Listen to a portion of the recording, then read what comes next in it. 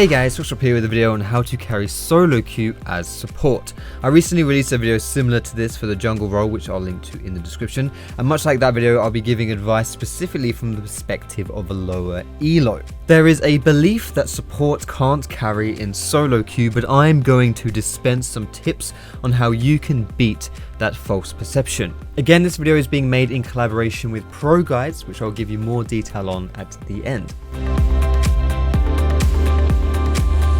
First things first, let me just bust that myth that supports can't carry. Now, generally speaking, this usually comes down to two core beliefs. The first of which is that you can't carry because your teammates are too bad. Polishing a turd is still just a turd after all. Well, the sweet fact is that any negative attributes that you can label onto your own team must logically also be labeled onto the enemy team too. Your teammates can't CS properly, they're always getting caught, they don't listen to calls, etc.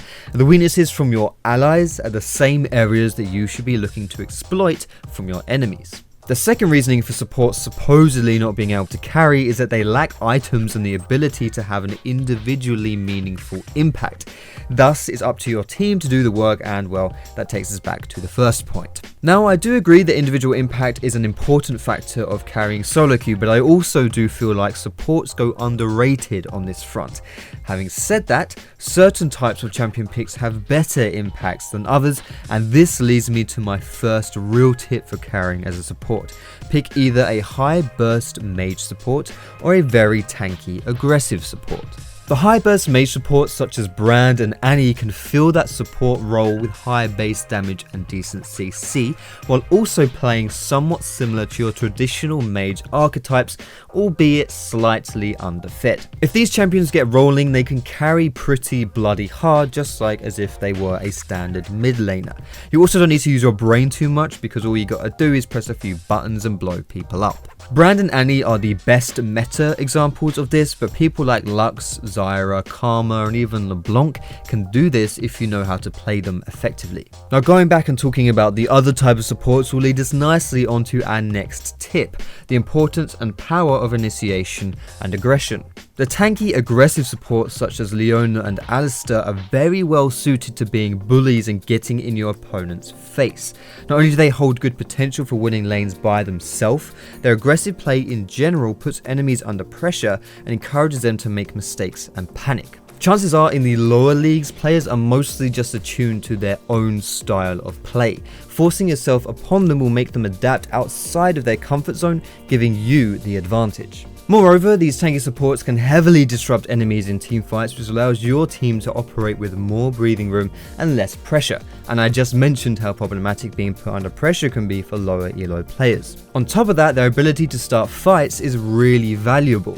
Choosing when to pull the trigger can drastically alter the outcome of teamfights and, if done correctly, lead you to come out on top of the vast majority of your fights.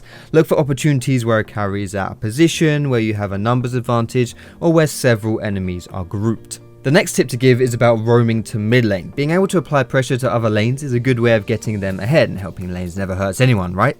Just so long as you do it properly and don't leave your AD carry out to dry. Make sure to only roam when you don't need to be at their side. Good examples of this would be when the enemy bot lane is in spawn and when you've just left spawn yourself, almost like taking a detour to mid before you go to bot. It's best to have boots as well when you do this, so you're not spending too much time just wandering about. Roaming also gives you the opportunity to really scale the map, which leads me to my next point about the benefits of planting deep vision. Most players only really worry about warding their own lanes, and sometimes even then they don't do it, but getting optimal use out of your sight stone includes getting those cheeky wards down in the enemy jungle. Why? Well, this allows you to spot plays coming out before they've even happened, so you can react to them better or even set up counter plays if you're in position to do so. People often forget that wards not only show you where people are, but they also show you where people aren't. If you've lit up the entire bottom side of the jungle and the enemy jungler is nowhere to be seen, you can probably deduct that he might be topside and therefore play accordingly. But Foxy, there's no point warding because my team has no map awareness and they always get caught and die anyway. Thank you for perfectly transitioning me to my next point. Now look at you, it's almost like you knew exactly what to say. Fantastic stuff. And that final point that I wanted to give, excluding those that I give to my girlfriend, is be the eyes for your team. Yes, map awareness sucks in solo queue, and the lower elo you get, the worse it tends to become. I will admit that. So be the one to look at the map, spam pings to help your team, remove that burden from them, and cover their weaknesses like a true support should. Now that does it for all the tips I want to give in this video. Like I said in the beginning, this video is done in partnership with Pro Guides.